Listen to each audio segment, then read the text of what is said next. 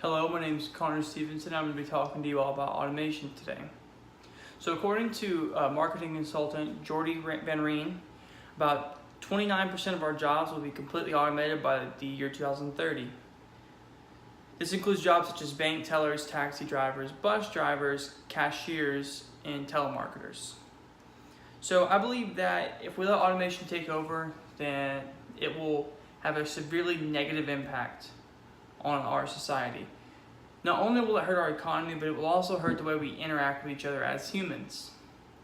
So I'm a full-time employee at a Kroger gas station, and even though it's a gas station, I'm a cashier, and that's one of the fields that is likely to be affected, which we'll get into later.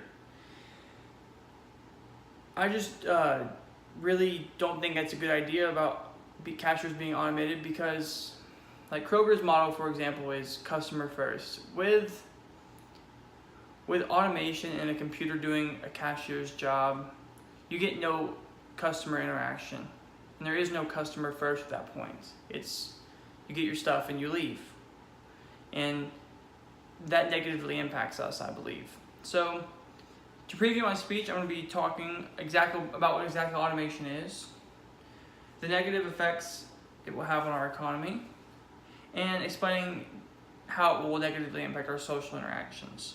So let's just jump right into it.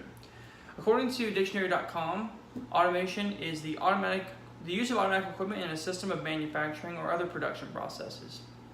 So there's already a lot of companies doing this. And to name like a big five, I would have to go Amazon, Walmart, Nissan, Pizza Hut, and Uber. So they're all doing these various ways. Amazon, they're having robots package their orders for them and send them out. Nissan, they're having people put their robots put their cars together. Walmart, they're having little robots roll around and stock their shelves, which is just insane to me working at a grocery store. Pizza Hut, they're having these robots be able to take the pizzas out and put new pizzas in and make pizzas themselves. And Uber, which is using automatically driven cars to get people to one place to another. The most negative of these five, I would say, is Uber, because of the safety aspect of it. Just earlier this year, Uber had, I think it was 4 people killed in one of these accidents.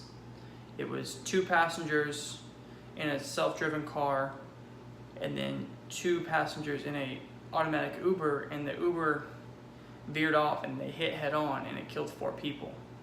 So there's a lot of other jobs that are potentially becoming automated as well. I have a chart here below me that it goes over the probability of certain jobs becoming automated. So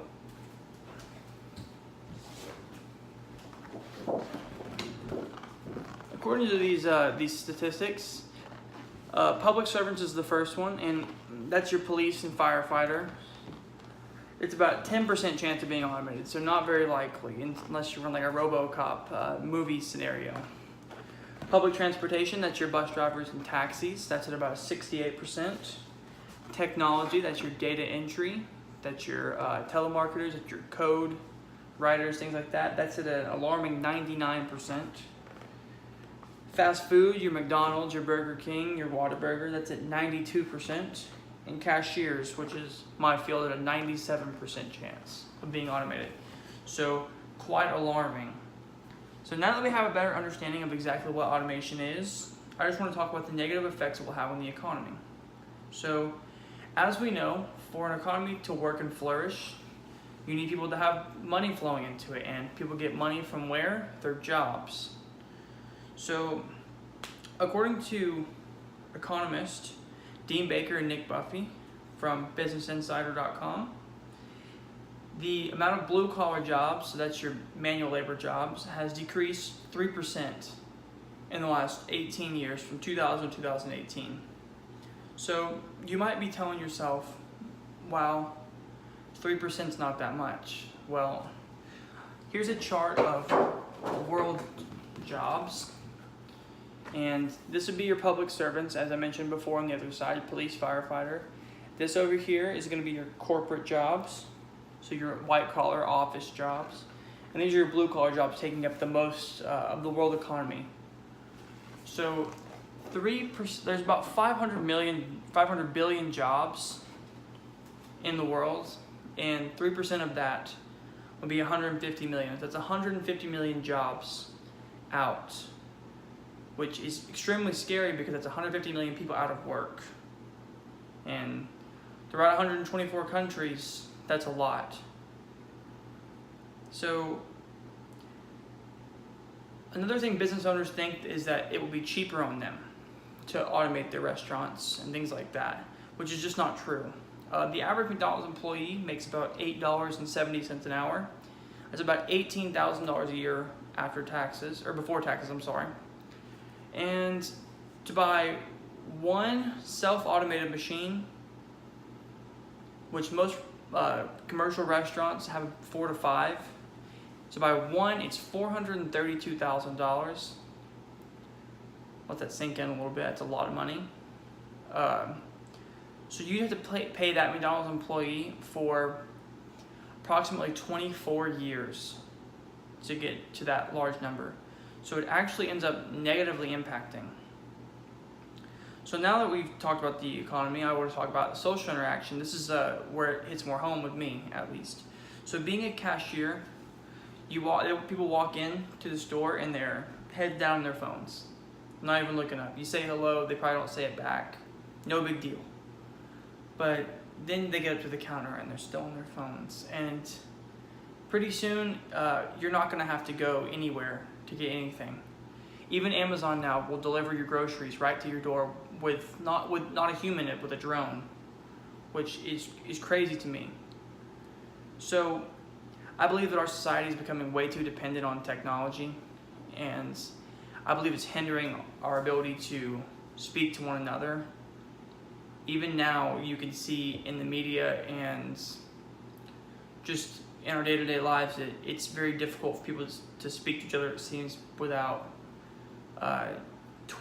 saying things like a tweet or Googling or I Facebooked you or something like that. Like we're disconnected with our day-to-day one-on-one life, and we're too busy caught up in technology. And I believe that's going to negatively impact us because we're not going to be able to speak to one another the same anymore.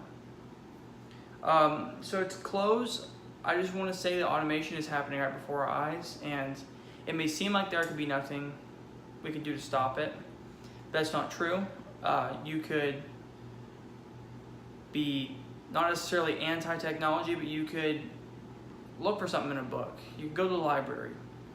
You could shop at your locally owned grocery stores. You could buy from local farmers. You could support your small businesses, things of that nature.